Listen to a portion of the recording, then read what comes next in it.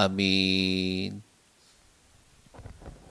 우리 오늘 같이 볼 말씀 요한복음 1장 40절에서 51절까지 말씀입니다.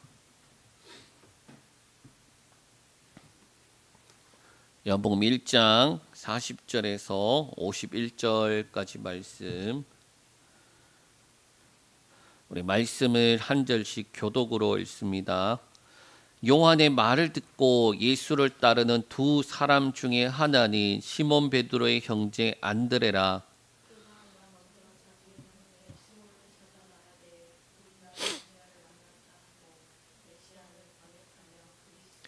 데리고 예수께로 오니 예수께서 보시고 이르시되 네가 요한의 아들 시몬이니 장차 게바라 하리라 하시니라.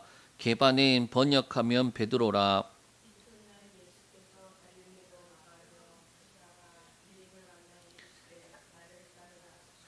빌립은 안드레와 베드로와 한 동네 벳세다 사람이라.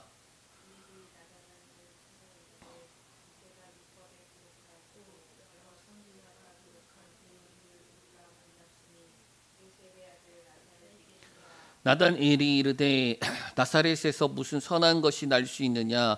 빌립이 이르되 와서 보라 하니라.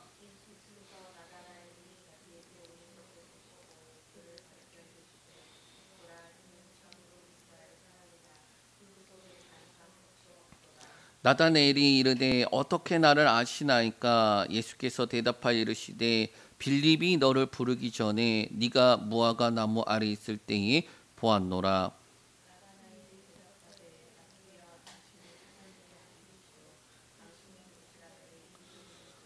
예수께서 대답하여 이르시되 내가 너를 무화과 나무 아래 보았다 함으로 믿느냐. 이보다 더 큰 일을 보리라.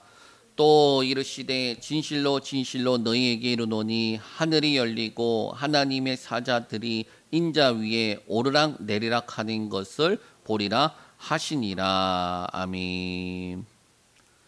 한 주 잘 보내셨습니까? 여러분들에게 아마 어떻게 신앙생활하게 되었습니까? 그렇게 질문을 하면은 거의 교회 안에 한 80~90%가 그렇대요. 뭐냐?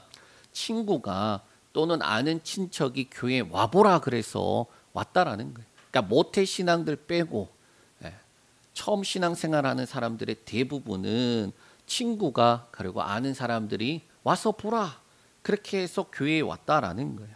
그리고 이 와보라 정도의 기원이 되는 장면이 바로 요한복음 1장에 있는 장면입니다.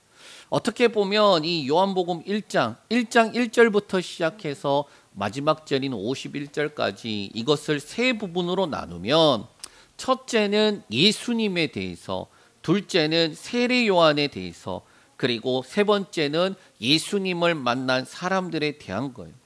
그중 요한복음 1장 이 마지막 부분 예수님을 만난 사람들에 대한 부분은 아주 단순합니다. 그러니까 누군가가 예수님에 대해서 증언을 하는 것을 증언을 하고 그것을 듣고 그리고 예수님을 만나고 그 사람이 또 다른 사람에게 가서 예수님을 증언하고 그리고 그 증언을 듣는 사람이 또 예수님한테 가고 이것이 반복이 되더라라는 거예요. 우리가 요한복음을 시작할 때에 제가 뭐 공식이라고 이야기를 했지만은 이 요한복음 1장부터 시작해서 21장까지 그리고 요한복음이 쓰여진 목적을 보면은 예수님이 하나님의 아들이신 것과 그리스도이심을 믿는 것 그리고 그것을 믿어서 생명을 얻는 것이 바로 요한복음의 목적이라는 거예요.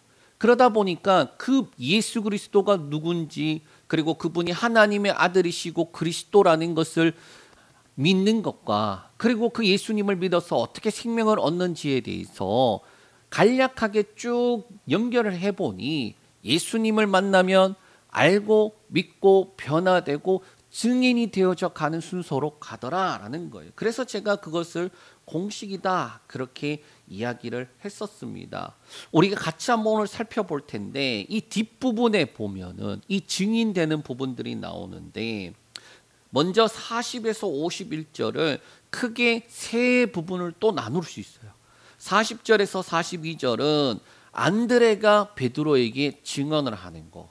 또 43절에서 44절은 예수님이 빌립을 만나서 부르시는 장면이고 또 45절에서 51절은 빌립이 나다나엘에게 예수님을 증거하고 나다나엘이 예수님을 만나는 그러한 장면들이 있더라라는 거예요. 오늘 이 세 부분인데 우리 한번 같이 한번 살펴보겠습니다.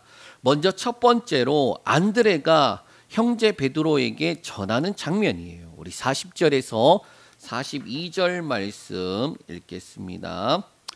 요한의 말을 듣고 예수를 따르던 두 사람 중에 하나는 시몬 베드로의 형제 안드레라.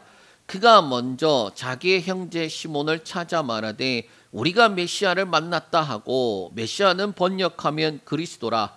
데리고 예수께로 와니 예수께서 보시고 이르시되 네가 요한의 아들 시몬이니 장차 게바라 하리라 하시니라. 게바는 번역하면 그리스도라, 베드로라.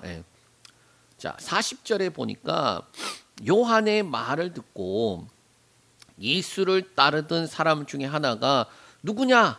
바로 안드레다라고 말하고 있어요. 그러면 이 요한의 말이 뭐였길래 이 안드레가 예수님을 따라가게 되었을까? 35절에서 36절에 나와요. 제가 한번 읽어드리겠습니다. 또 이튿날 요한이 자기 제자 중 두 사람과 함께 섰다가 예수께서 거니심을 보고 말하되 보라 하나님의 어린 양이로다. 아멘. 그러니까 세례 요한의 제자였어요. 안드레가 세례 요한의 제자였는데 세례 요한과 함께 서 있었단 말이에요. 그런데 예수님이 지나가니까 세례 요한이 뭐라고 말했냐? 보라 하나님의 어린 양이다 라고 말하는 거예요. 원래 세례 요한이 마태복음에 보면 뭐라고 되어 있느냐? 회개하라 천국이 가까이 왔다 그러면서 회개의 세례를 주던 사람이에요. 그런데 예수님을 만나고부터는 보라 세상 죄를 지고 가는 하나님의 어린 양이다. 보라 하나님의 양을 보라 그렇게 바뀌게 되었다라는 거예요. 우리 지난주에 하나님의 어린 양이 무슨 뜻인지 우리가 나누었습니다. 적어도 세 가지를 이야기해야 된다는 거예요. 첫 번째 6월절 어린 양. 심판 가운데서 구원받게 되는 그 과정 속에 6월절 어린 양을 잡아서 그 피를 발랐더니 심판이 넘어가더라. 두 번째 속죄양.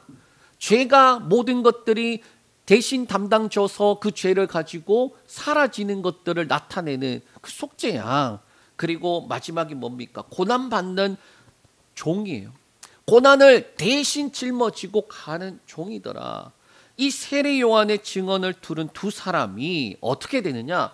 세례 요한의 제자에서 예수님을 찾아가는 거예요. 그리고 예수님을 만납니다.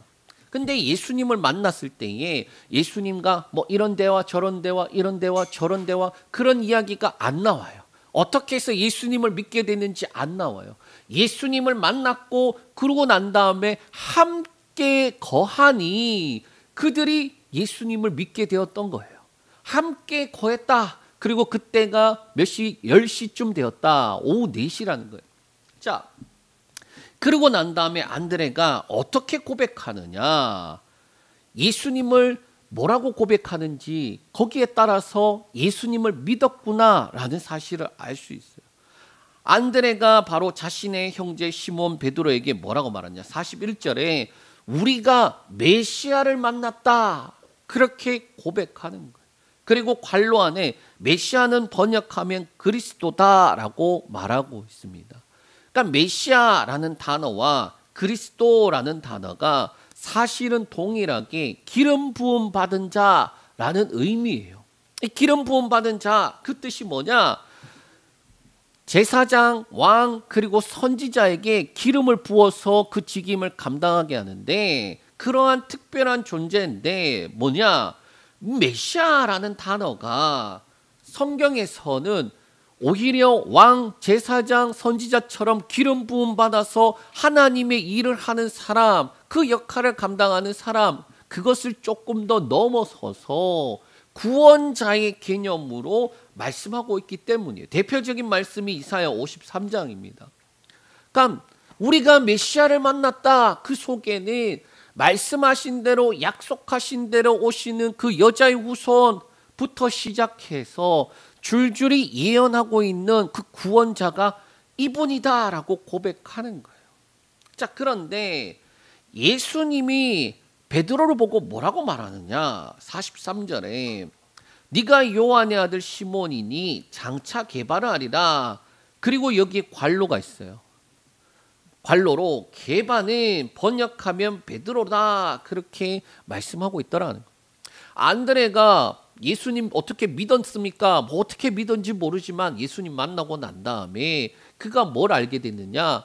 이분이 바로 메시아다라는 것을 알게 된 거예요. 그리고 믿었기 때문에 그가 어떻게 합니까? 그의 형제 베드로에게 가서 전하고 베드로를 끌고 오고, 예수님은 베드로를 보고 뭐라고 말합니까? 야, 네가 요한의 아들 베드로구나, 시몬이구나. 너 이제 앞으로는 게바라고 부를 거야. 그러는 거예요. 이 장면에서 베드로가 한 것이 있습니까? 아무것도 없어요. 이 장면에서는 베드로가 뭘 어떻게 했는지, 뭐 어떻게 해서 예수님을 믿게 되었는지 나온 것이 없습니다. 그런데 예수님께서 하신 것이 뭐냐? 베드로의 이름을 바꿔주더라라는 거예요. 이 이름에 대해서는 전통적으로 세 가지 해석이 있습니다. 첫째로 새로운 사명과 정체성을 주신 거예요. 그러니까 이름을 바꿔주셨다라는 것에는 새로운 정체성, 새로운 사명이 주어지는 것. 우리가 잘 알고 있듯이 바로 아브라함이 있고 야곱이 있어요.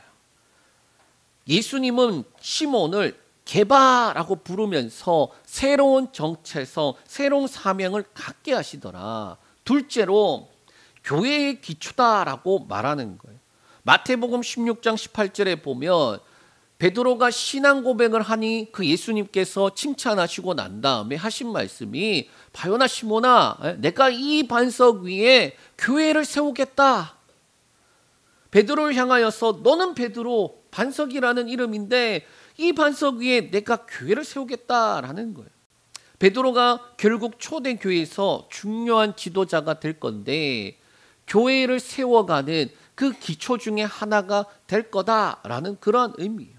세 번째는 뭐냐? 변화된 삶을 나타내고 있습니다. 이름 바꿨다라는 거, 변화된 삶. 베드로의 모습을 보면 성경 안에서 아주 급하고 행동파적인 모습이에요. 흔히 말하는 냄비파. 막 빨리 끓었다가 금방 식는 그런 냄비파 같은데, 이런 냄비파 베드로가 뚝배기파로 바뀌게 되는 이 변화된 것들을 예수님께서 말씀하는 거예요. 자, 그런데 저는 이 장면을 보면서 주목해야 될 것이 뭐냐? 바로 정체성의 변화, 본질의 변화다라는 거예요. 그가 예수님을 만나고 예수님께서 그의 이름을 바꿔주시면서 그에게 가장 큰 놀라운 변화는 바로 본질의 변화다. 영접하는 자에 대한 내용을 우리가 보면은 알 수 있어요. 우리 1장 11절에서 12절 말씀 읽겠습니다. 영접하는 자, 곧 그 이름을 믿는, 잠시만요. 자, 제가 11절 12절을 읽어드릴게요. 자기 땅에 오며 자기 백성이 영접하지 아니하였으나 영접하는 자, 곧 그 이름을 믿는 자들에게는 하나님의 자녀가 되는 권세를 주셨으니. 아멘. 그러니까 예수님이 오셨지만은 영접하지 않는데 영접하는 자는 어떻게 되느냐? 하나님의 자녀가 되는 권세를 주셨다라는 거예요. 베드로가 예수님을 만나고 영접했다, 뭐 이런 고백, 저런 고백, 그런 것들은 안 나오지만은 베드로가 예수님을 만나고 영접했다. 마치 새로 태어난 아기에게 예수님이 이름을 지어주는 것과 같기 때문이에요. 예수님을 만나고 그분이 누군 줄 알며 그래서 믿은 베드로가 하나님께로부터 난 자, 하나님께로부터 태어난 자, 쉽게 말해서 새롭게 태어난 자, 그에게 예수님이 이름을 부여해 주는 것과 같다라는 거예요. 또 이어서 이제 보겠습니다. 이 베드로 앞에 부분. 두 번째는 예수님께서 빌립을 부르시더라라는 거예요. 우리 43절, 44절 말씀 읽겠습니다. 이튿날 예수께서 갈릴리로 나가려 하시다가 빌립을 만나 이르시되 나를 따르라 하시니 빌립은 안드레와 베드로와 한 동네 벳세다 사람이라. 아멘. 여기에 보면은 앞에 있는 이 베드로와 조금 다르죠. 안드레가 먼저 예수님을 믿으니까 예수님을 증거하고, 그리고 베드로가 예수님 앞에 갔지만은 이 빌립은 좀 달라요.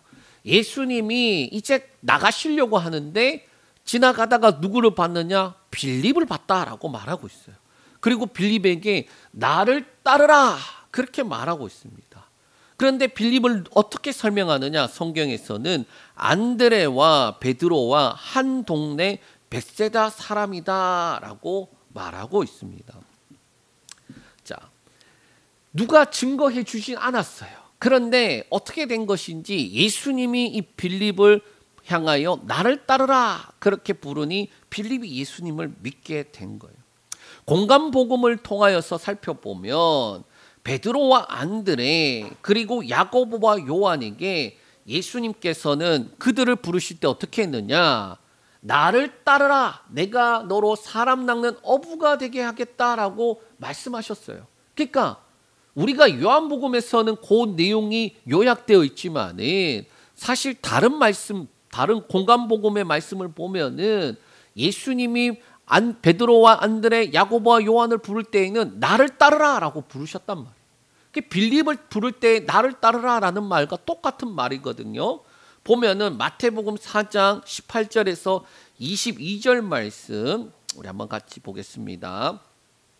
갈릴리 해변에 다니시다가 두 형제 곧 베드로라 하는 시몬과 그의 형제 안드레가 바다에 금을 던지는 것을 보시니 그들은 어부라. 말씀하시되 나를 따라오너라. 내가 너희를 사람을 낚는 어부가 되게 하리라 하시니 그들이 곧 그물을 버려두고 예수를 따르니라.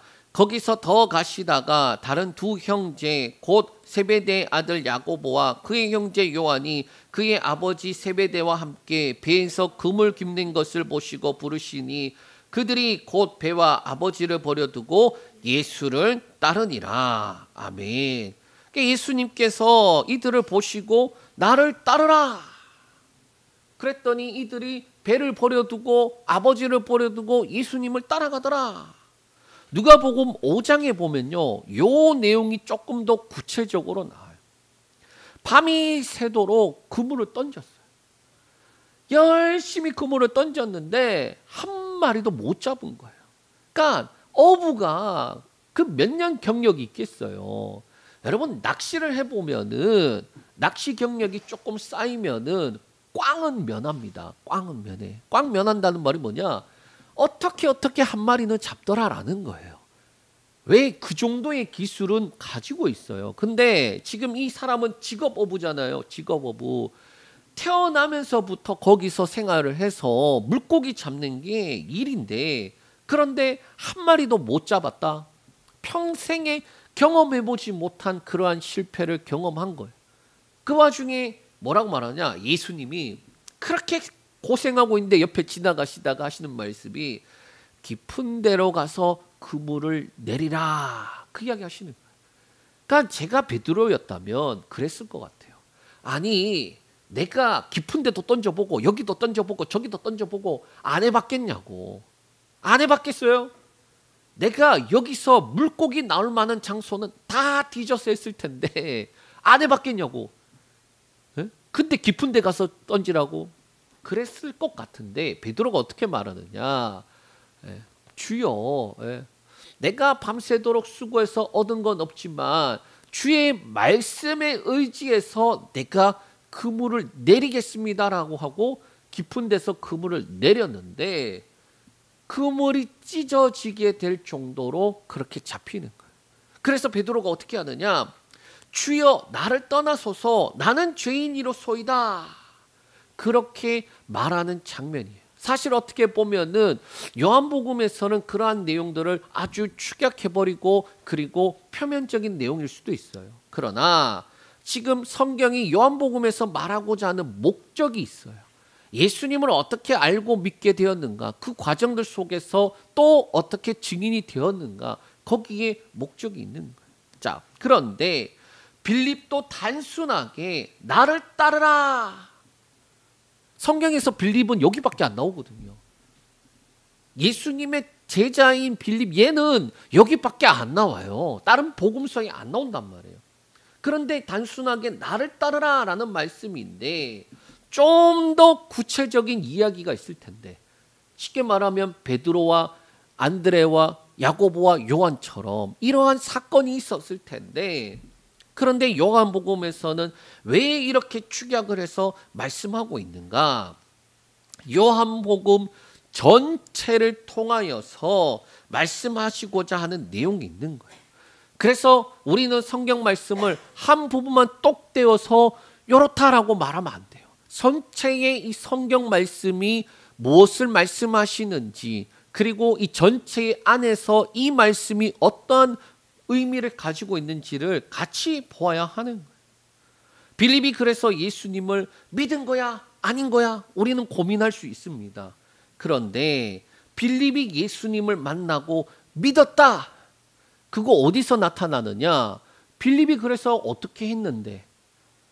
빌립이 어떻게 했는데?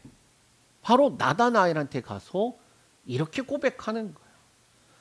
우리 이어서 세 번째는 빌립이 나다나엘에게 증거하고 나다나엘이 예수님을 만나는 장면입니다. 먼저 빌립이 나다나엘과 이렇게 대화합니다. 우리 45절에서 46절 말씀 읽겠습니다. 빌립이 나다나엘을 찾아 이르되 모세가 율법에 기록하였고 여러 선지자가 기록한 그 일을 우리가 만났으니 요셉의 아들 나사렛 예수니라. 나다나엘이 이르되 나사렛에서 무슨 선한 것이 날 수 있느냐? 빌립이 이르되 와서 보라 하니라. 아멘. 자, 앞에 보면은 예수님이 빌립을 만났고 빌립에게 나를 따르라. 그러고 난 다음에 따랐다 이런 내용이 안 나와요. 예? 믿었다 이런 내용이 안 나오고 뭐라고 나오냐? 빌립은 안드레와 베드로와 같은 동네 벳세다 사람이다. 그것만 나오고 끝이에요. 그럼 우리가 궁금하잖아요. 아, 그래서 빌립이 예수님을 따라간 거야? 빌립이 예수님을 믿긴 한 거야? 그런데 뒤에 보니까 빌립이 어떻게 하는 걸 보면서 알 수 있더라? 나다나엘에게 예수님을 전하는 모습에서 알 수 있더라는 거예요. 그의 고백이 뭐였느냐? 율법과 선지자가 기록한 그 일을 우리가 만났다라고 하는 거예요. 또 요셉의 아들 나사렛 예수다 그렇게 고백을 했더니, 이 고백은 앞서서 안드레가 우리가 메시아를 만났다 그렇게 고백하는 것과 사실은 같아요. 그러니까 율법과 선지자가 말한 그의, 약속대로 오신다는 그의, 그 일을 우리가 만났다라고 하는 것과 우리가 메시아를 만났다라고 하는 것과 사실상 똑같은 고백이다. 자, 그런데 문제가 있어요. 나다나엘이 그 고백을 듣고 어떻게 말하느냐? 나사렛에서 무슨 선한 것이 있느냐라는 거예요. 나다나엘 입장에서는 아무리 생각해도 말이 되지 않는 게 뭐냐? 메시아는 다윗의 후손으로 베들레헴에서 나와야 되는데 뭔 나사렛에서 그런 게 나온다는 거야? 말도 안 되는 소리 아니야? 라는 거예요. 우리는 이제 보통 이 말씀을 들을 때 나사렛이라는 지역이 워낙 구석 총동네라서 거기서는 좋은 게 나올 수 없는, 거기서는 인물이 나올 수 없는 그런 지역이라서 그렇습니다. 그렇게 들었을 텐데, 그러나 성경을 말씀을 자세히 보면은 나다나엘이 메시아를 기다리는 사람이고 그가 메시아가 어디서 나오는지도 알고 있는 사람이라는 거예요. 그러니까 빌립이 나사렛 예수다라고 하니까 말도 안 되는 소리 하지 마. 메시아는 베들레헴에서 나오는 거야. 그 이야기를 하는 거예요. 우리 한번 마태복음 2장 4절에서 6절 말씀 한번 보겠습니다. 그 당시 사람들이 알고 있던 내용이에요. 자, 읽습니다. 왕이 모든 대지사장과 백성의 서기관들을 모아 그리스도가 어디서 나겠느냐 물으니 이르되 유대 베들레헴이오니 이는 선지자로 이렇게 기록된 바 또 유대 땅 베들레헴아 너는 유대 고을 중에 가장 작지 아니하도다. 내게서 한 다스린 자가 나와서 내 백성 이스라엘의 목자가 되리라 하였음이니라. 아멘. 이 장면은 동방 박사가 별을 보고 와요. 아, 유대인의 왕이 태어났구나. 가서 우리가 경배해야지. 그러고 어디로 갑니까? 예루살렘 헤롯 궁으로 간 거예요. 헤롯에게 말합니다. 우리가 별을 보고 왔는데 유대인의 왕이 어디 있습니까? 우리가 경배하려고 합니다. 헤롯과 예루살렘이 발칵 뒤집혔어요. 그래서 헤롯이 이제 묻습니다. 대선지자들, 제사장과 서기관들을 불러놓고 뭐라고 묻느냐? 야, 유대인의 왕이 어디서 태어나느냐? 그리스도가 어디서 태어나느냐? 물으니까 이렇게 말해요. 유다 베들레헴입니다. 그러면서 이거 선지자들이 기록한 내용입니다. 라고 말하는 거예요. 그러니까 말씀을 알고 있는 자들, 메시아를 기다리는 사람들은 다 알고 있는 내용이라는 거예요. 이게 숨겨져 있는 내용이 아니라 다 알고 있는 내용이라는 거예요. 그러니까 나다네일이 어떤 사람이냐? 메시아를 기다리고 있는 사람이고 그 말씀을 알고 있으니 혹 하다가도 갑자기 나사렛 예수라고? 나사렛에서 어떻게 선한 게 나올 수 있어? 메시아는 베들레헴에서 나오는 거야. 그 이야기 하는 거야. 자, 그런데 빌립이 어떻게 합니까? 와서 보라라는 거예요. 와서 보라. 예수님을 만나봐. 그 이야기 하는 거예요. 예수님을 만나면 어떻게 되어진다는 거예요? 알게 되어진다라는 거예요. 이미 빌립에게 이끌려서 나다나엘이 예수님을 만나는 겁니다. 자, 우리가 여기서 참으로 중요한 게 있어요. 여러분, 이성적으로 설득을 한다고 해서 그 사람이 예수님을 믿을 수 있을까? 저는 말씀을 전하는 사람이잖아요. 가르치면은 예수님을 믿을 수 있다라고 믿었던 적이 있어요. 믿었던 적이 있어요.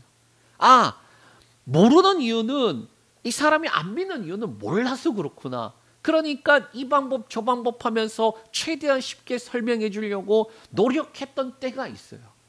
왜?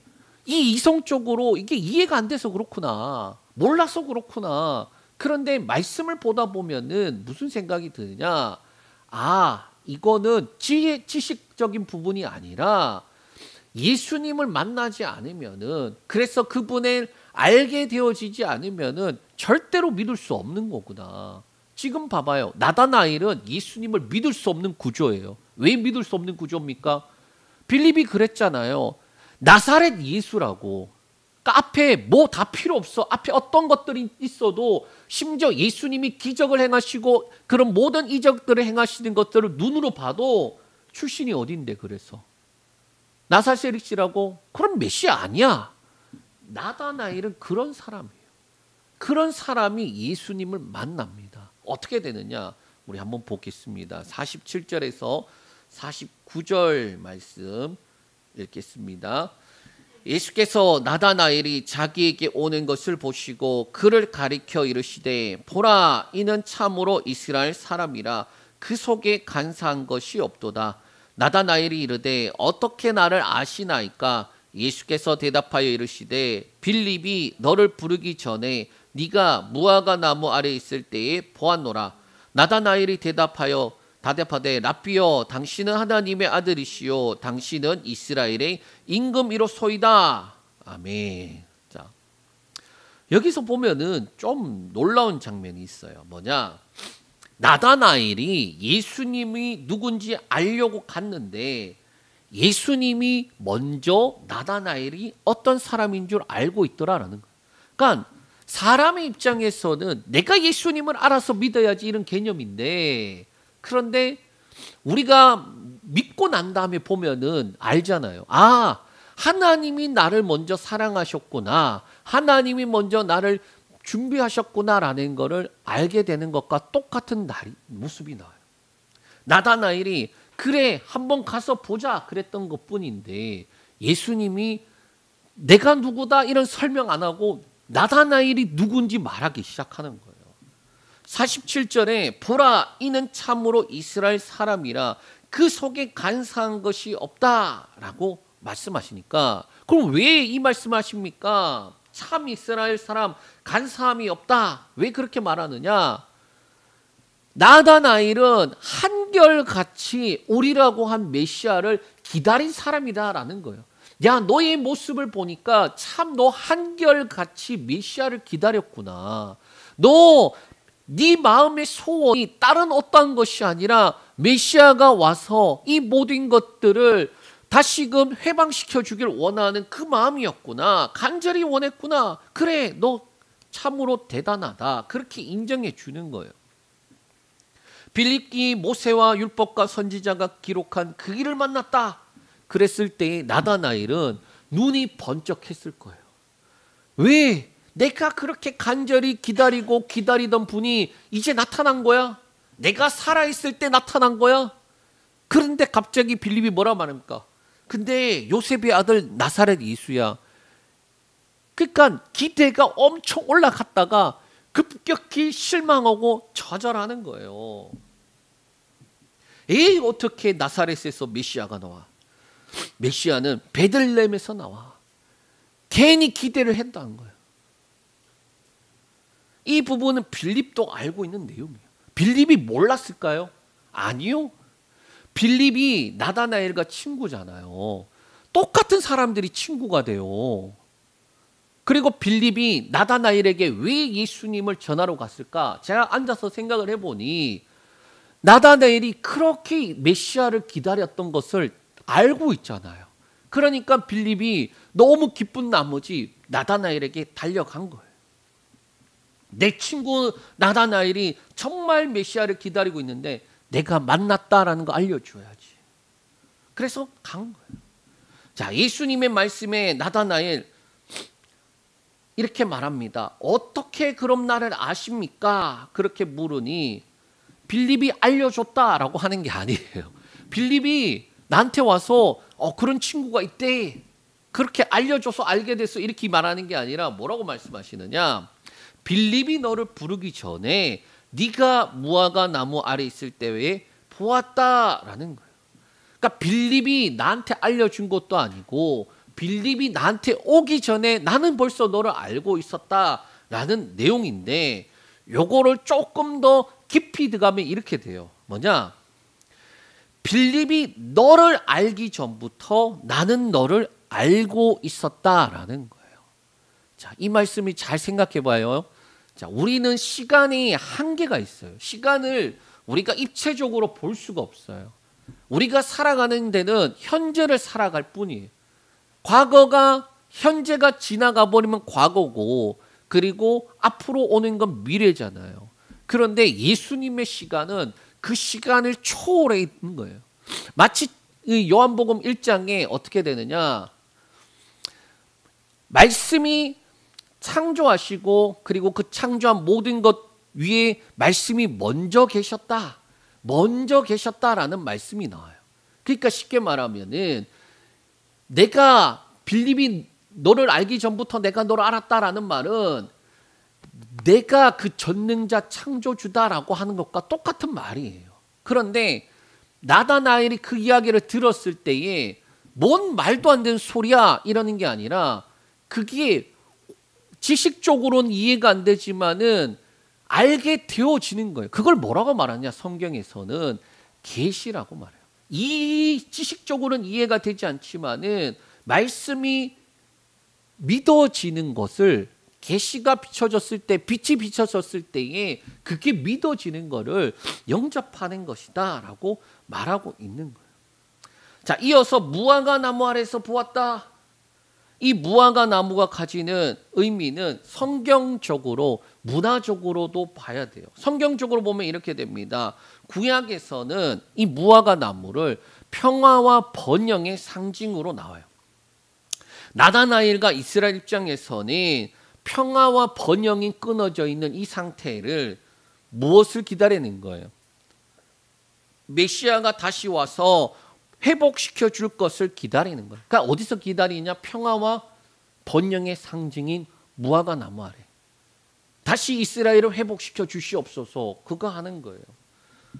또 문화적으로는 이렇게 됩니다. 유대 전통적으로 율법을 묵상하고 기도하는 장소가 어디다? 무화과 나무 아래. 그런데 나다나엘이 무화과 나무 아래서 기도하고 묵상하며 하나님과 함께 하나님께 간절한 소원을 담고 있는 그 장소에 예수님께서 뭐라고 말하느냐? 네가 무화과 나무 아래 있었을 때 내가 보았다라고 하는 거예요. 여러분들이 하나님 앞에 숨어서 아무도 모르는 곳에서 기도하는데 나만 알고 있는 건데 갑자기 하나님이 말씀해 주시는 거예요. 야, 내가 너 그렇게 할 때에 내가 너 함께 하고 있어서라는 거예요. 여러분, 사람이 어떻게 변하는가? 사람이 언제 변할 수 있는가? 무한한 사랑을 받을 때예요.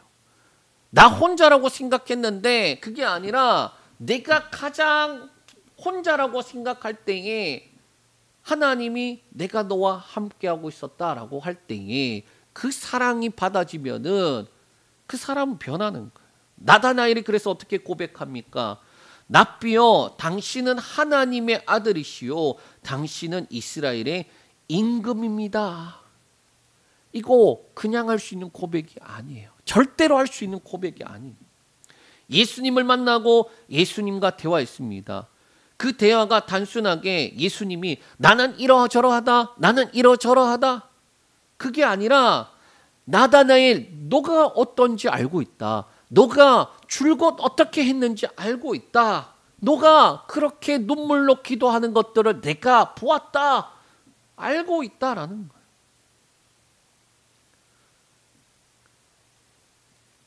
우리는 말씀을 통해서 알 수 있습니다. 아, 나다나엘, 예수님을 만나고 나서 어떠한 과정이 있었는지 모르지만은 그의 고백은 예수님을 만나고 나니 하나님의 아들이시요 이스라엘의 임금입니다 라고 고백을 하더라라는 거예요. 이 고백하는 나다나엘이 예수님이 이렇게 말씀하십니다. 50절에서 51절 말씀 읽겠습니다. 예수께서 대답하여 이르시되 내가 너를 무화과 나무 아래서 보았다 함으로 믿느냐? 이보다 더 큰 일을 보리라. 또 이르시되 진실로 진실로 너희에게 이르노니 하늘이 열리고 하나님의 사자들이 인자 위에 오르락 내리락 하는 것을 보리라 하시니라. 아멘. 나다나엘이 이렇게 고백하잖아요. 아, 당신은 하나님의 아들이시고 이스라엘의 임금이십니다. 그런데 우리는 어떻게 하느냐? 나다나엘이 그 고백하는 순간에 만족을 해버려요. 만족. 그 말이 뭔 말이냐? 아, 나는 예수님을 믿습니다. 그래서 죽으면 천국 갑니다. 거기에 만족한다니까요. 그런데 예수님이 뭐라고 말하느냐? 야, 그것을 믿느냐? 그런데 믿는데 그보다 더 큰 일을 봐야 돼 라고 말씀하는 거예요. 우리가 살아가는 이 신앙생활, 그리스도인으로서 살아가는데 예수님을 믿습니다. 그래서 내가 하나님의 자녀가 됐습니다. 그래서 예배 드리고 말씀 보고 기도합니다. 그걸로 만족하면 안 돼요. 예수님이 뭐라고 말하느냐? 믿으냐? 그러면 이보다 큰 일을 봐야 된다라고 하는 거예요. 예수님을 믿게 되었는데 그게 끝이 아니라 시작에 불과하다. 앞으로 큰 일들을 봐야 된다라고 말하는데 51절에 이렇게 말합니다. 하늘이 열리고 하나님의 사자들이 인자 위에 오르락 내리락 하는 것을 보게 되어진다라는 거예요. 그러면 도대체 이게 뭡니까? 이게 도대체. 여러분, 예수님에 대해서 우리는 너무 평면적으로 알아요. 요즘 참 유튜브에 재미있는 것들이 많더라고요. 신앙에 대한 부분들을 대하는 것들도 있고 또 믿지 않는 사람들이 예수님을 알고 싶어서 그렇게 질문하는 것들도 있더라고요. 자, 그런데 예수님에 대해서 믿는 자들이 너무 평면적으로 아는 게 뭐냐? 구원자로서의 메시아, 그리스도, 예수님만 안다라는 거예요. 예를 들면 이런 겁니다. 예수님이 십자가에서 죽으셔서 내 죄 해결하셨네. 그 예수님을 믿으면 나는 구원받네. 끝. 근데 성경은 그렇게만 말하고 있지 않아요. 예수님이 중보자 되셔서 하시는 그 역할이 더 큰 거예요. 왜? 그래서 승천하셔서 하늘 보좌 우편에 계셔서 중보자의 역할을 감당하고 계시다라는 거예요. 그래서 첫 번째는 뭐냐? 하늘과 땅을 연결하는 메시아의 역할이다. 마치 창세기 28장에 야곱이 꿈에서 본 것 같이 예수님이 하늘과 땅의 중재자로서 하나님의 뜻을 이루셔서 구원의 길을 여시는 것, 동시에 하늘의 뜻이 이 땅 가운데 이루어지는 그것의 중재자다라고 말씀하는 거예요. 그것을 너희가 보아야 한다. 둘째로 구원의 역사와 성령의 역사예요. 예수님이 이보다 더 큰 일이라고 하시는 것은 예수님이 십자가와 죽음 그리고 부활, 성령 강림을 통하여서 제자들이 예수님의 증인으로 살아갈 것이기 때문에 십자가와 부활뿐만 아니라 성령의 강림을 통하여 제자들이 예수님의 일을 하게 된다라는 거예요. 요한복음 보면은 14장 12절에 이렇게 말씀하고 있습니다. 말씀 읽겠습니다. 내가 진실로 진실로 너희에게 이르노니 나를 믿는 자는 내가 하는 일을 그도 할 것이요 또한 그보다 큰 일을 하리니 이는 내가 아버지께로 감이라. 아멘. 예수님의 일을 우리가 하고 그보다 큰 일을 한다라는 거예요. 야, 너 지금 네가 무화과 나무 아래 있던 것을 이야기하니까 너 믿느냐? 이보다 더 큰 일을 봐야 돼. 너 예수님을 믿어? 그래서 하나님의 자녀가 돼서 구원받아서 천국 가? 그런데 그보다 더 큰 일을 해야 돼. 그게 뭐냐? 성령 받아서 예수의 증인 되는 거예요. 예수님이 하시는 일을 예수님이 믿는 자들이 하고 그보다 큰 일을 하는데 그 이유가 예수님이 아버지께로 갔기 때문이다라는 거예요. 예수님이 가셔야지 성령님이 오신다라는 거예요. 말씀을 정리합니다. 안드레가 베드로에게, 빌립이 나다나엘에게 증언을 해요. 내가 메시아를 만났다. 모세가 율법에 또 선지자들이 예언한 것에 말한 그 일을 내가 만났다. 이 증언을 들은 이들은 예수님을 만나러 가요. 그리고 그 결과가 어떻게 되었습니까? 예수님을 만나니 알고 믿게 되어지는 거예요. 영접하게 되더라라는 거예요. 그런데 어떻게 예수님을 만나게 되느냐? 예수님을 어떻게 믿게 됐습니까? 아, 예수님을 만났더니 예수님한테 내가 이거 묻고 저거 묻고 이거 묻고 저거 묻고 했는데 그 말씀이 그 말씀이었군요. 그 말씀이 그 말씀이었군요. 그래서 이해되어서 예수님을 믿게 됐습니다. 그렇게 말하고 있지 않아요. 증언하는 자가 증언하고 그 증언을 들은 자가 예수님을 만나니 예수님을 믿게 되었다라는 거예요. 그러면 당신이 예수님을 믿게 된 거 어떻게 알 수 있습니까? 예수님을 향해 고백하는 그 고백, 증언하는 증언을 통하여서 그 사람이 어떻게 믿었는지 알게 되더라라는 거예요. 믿는다면 우리는 생각을 해야 됩니다. 첫째로 내가 진정으로 예수 그리스도를 만난 사람인가?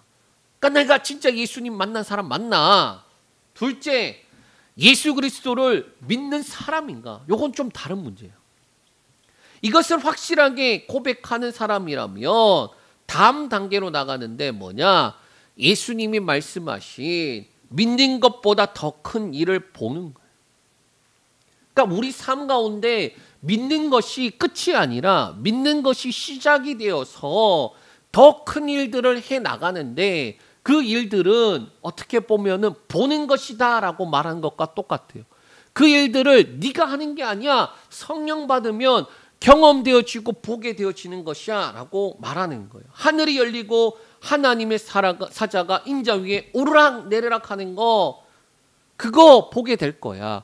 하나님의 뜻이 이 땅 가운데 이루어지는 것들을 네가 보게 될 거야 라고 말씀하는 거예요.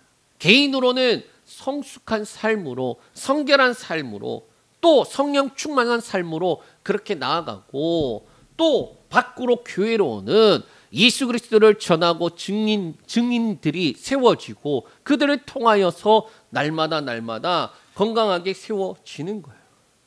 여러분, 저와 여러분들을 어떻게 보면 그렇게 부르신 거예요. 안드레가 먼저 만났을 뿐이지, 또 빌립이 예수님을 먼저 만났을 뿐이지 사실은 예수님을 만난 자들이 결과는 증인이 되더라라는 거예요. 이 은혜를 누리는 저와 여러분들 되시길 축복합니다. 우리 말씀을 기억하면서 함께 기도하기를 원합니다.